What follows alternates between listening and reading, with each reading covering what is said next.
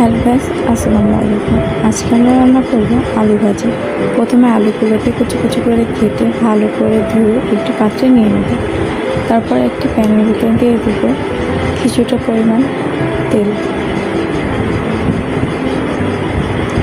তেলটা গরম হয়ে এলে এর ভিতরে দিয়ে দেব বেশ কিছুটা পরিমাণ পেঁয়াজ কুচি।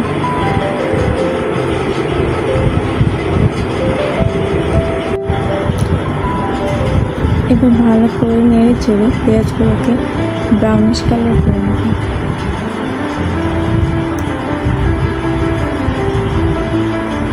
এরপর এর ভিতরে দিয়ে দেব আলু কুচি।